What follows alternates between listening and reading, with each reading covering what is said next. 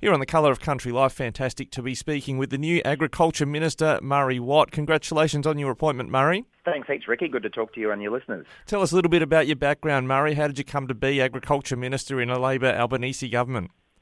Yeah, look, it's a real honour, obviously, to be appointed to the role, and I'm incredibly excited to take on the role of Agriculture Minister at a time when the industry overall is doing well, but faces some very significant challenges as well. Basically, by way of background, so I'm a Brisbane boy, born and bred Brisbane, and therefore a dreaded Queenslander. My work career before I came into federal politics was basically about half and half, working as a lawyer, mostly in Brisbane, a little bit in Melbourne, and also in the Queensland government in a range of roles. I had one term as a state MP. I was Chief of Staff to Premier Anna Bligh for a few years, worked in the public service for a while too. And your listeners might be thinking, well, what's that got to do with agriculture? And what I've been saying, I suppose, in all my interviews is that I'm not going to pretend I'm a farmer. I've never been a farmer, but both sides of my family have been farmers back for generations.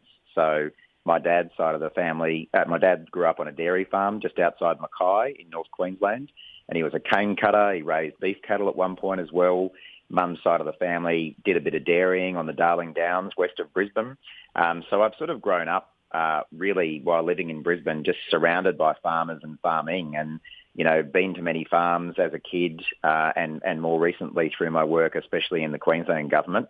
And I'd like to think that gives me sort of some insight into what farming life is like. As I say, I'm not going to pretend to be something I'm not, and I've got a lot to learn in the role, but I've got a real passion for agriculture, a real passion for regional Australia.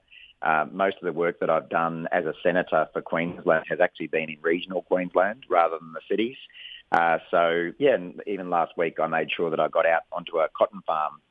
It was important to me to get on farm within my first week of being the minister. So I intend to continue that and try to get out as much as I can and hear directly from farmers and all sorts of people in rural Australia. Yeah, I don't know about this dreaded Queensland a bit, Murray.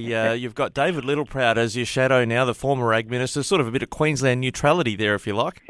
Well, I'm not sure the neutrality is going to last. I actually get on pretty well with David on a personal level, but I noticed that he's taken up the role of opposition with gusto, sending out press releases almost every day, having a crack. But, the tables have turned. I used to do that when I was in opposition as well. So I'm up for the fight, and as long as what we make sure of is that rural Australia comes first, it's all fair in love and war. Yeah, not wrong. And when it comes to, I guess, putting out those press releases, one David Littleproud had out yesterday was about the methane tax that the Ardern government in New Zealand, I think, is the world's first to want to tax emissions. Which, let's be clear, I think it's often a misconception which end of the cow or the sheep it comes from. It's usually more so burps than the other end.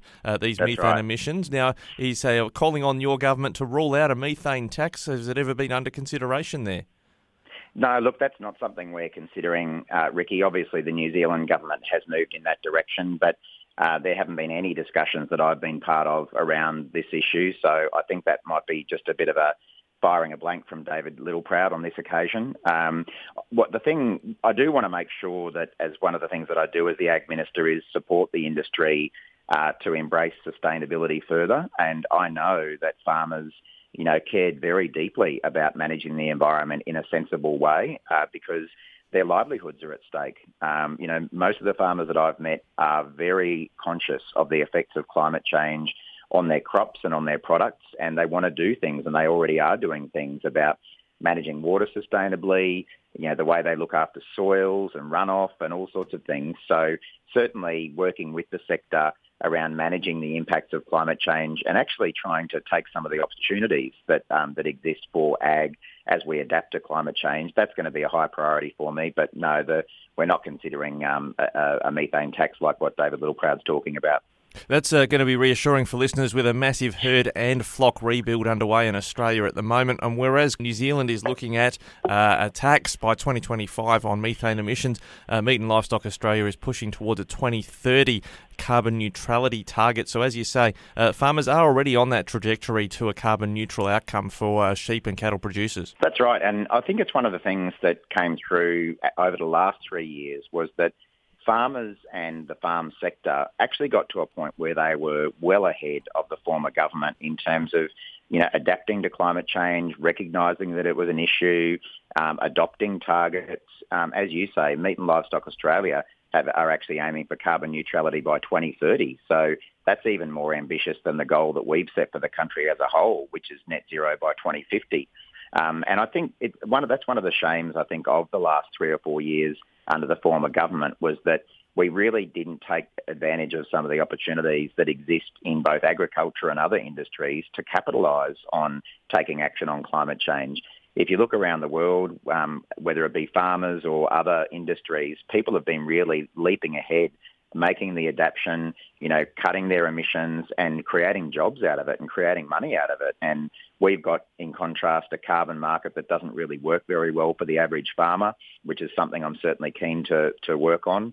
I think it was just a bit of a shame that the last government got left behind by the world moving ahead of them, and that includes farmers. So, every farmer I meet, is really keen to talk about how we can make this work, and that's going to be a very high priority for me as the Minister. A recent chat with David Littleproud indicated, if I can paraphrase, they've left some unfinished homework in the forms of a cost recovery or biosecurity levy. There's a clear and present danger there in Indonesia with foot and mouth disease and lumpy skin disease for livestock producers. Is Labor on track to continue with that cost recovery model? It's something you're going to have to wear if you do implement it in terms of a tax on imports so that we can fund regularly the biosecurity challenges ahead of us. Yeah, I think that's right, Ricky. Certainly one of the biggest issues that farmers have raised with me so far is biosecurity threats. And, there are many threats that we face.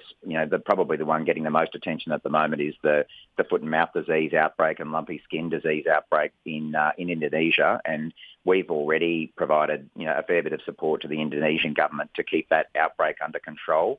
And I was very pleased to see the Prime Minister, Anthony Albanese, raise this in his recent meeting with the Indonesian President as something that we're keen to work on them with. And beyond the cattle-type diseases and livestock diseases, there's obviously a range of threats for horticulture as well. So what I've learned in one of the early briefings that I've had with the department is that there is a piece of work underway around cost recovery for biosecurity. I haven't made any decisions about that yet, and that's obviously something we'd need to consult very widely on. And I'll be getting some further briefings from the department about that in the next few weeks. All right, look, just before we leave livestock, something I have to ask is just about live exports. What is the current Labor policy regarding live exports? Well, to begin with, we have absolutely no plans at all to interfere with live cattle exports. There has been a bit of concern that we might do something on that front, and I can rule that out. We did take a policy to the election, Ricky, that we would phase out the export of live sheep. Obviously, there have been some serious concerns in that industry over recent years about animal welfare. And the policy we took to the election was that we would phase out the industry. We very deliberately didn't set a time frame for when that would happen because it's something, again, that we want to consult on and do in an orderly fashion. If you're talking about phasing out an industry, you can't do that kind of thing overnight. And you've got to work with people around it and make sure that we're developing other industries alongside it. And I suppose what I'm particularly thinking about is the opportunity for more onshore meat processing. From what I've been told already, I think there is potential to do more of that in Australia, and that, of course, would create more jobs for Australians and boost regional economies. So I'm intending to get over to WA shortly. That's the main state that's affected by this, and talk with the farm groups about that and individual farmers. But as I say, we're not going to be doing it overnight. In fact, the Prime Minister has said we won't be doing it in this term alone. So there is time to work through this with the industry and make sure that it's managed in a sensible way. Well, just lastly, and it's a hot topic going into the election, was the agriculture visa, even in that processing sector you mentioned, but you were at a horticulture show, I think, last week where it came up as well, I understand. What is Labor's policy on the ag visa, and including, say, Thailand that was in the works outside of the Pacific nations into an ag visa? Yeah, I think this is probably the single biggest issue that's been raised with me so far, Ricky. And let's face it, this is not something that's happened overnight. We've had a severe shortage of workers in the agriculture sector for years now. Obviously, the situation became even more difficult with COVID and our international borders being closed. I think our starting point is that wherever possible, we want to be encouraging Australian native Australians to work in the agriculture sector. And it's worth remembering that most workers in ag are actually Australian citizens. So we shouldn't always be only looking overseas for the workforce supply. But I recognise that there is always going to need to be a large workforce from overseas to work in our agriculture sector. And farmers are really struggling at the moment to get the workforce that they need. And that's obviously one of the factors that's having a flow-on cost to prices of fruit and veggies when you go to the local supermarket. So what we said in the run-up to the election was that we didn't support the former government's agriculture visa proposal. And frankly, it hasn't actually produced a single worker anyway. I mean, David Littleproud used to run around talking about the benefits it was going to produce, and we're still yet to see a single agricultural worker brought in from the former government's ag visa. What we've said we would do instead is expand the Pacific Labour Scheme. That's obviously been a successful source of labour for farmers across Australia in recent years.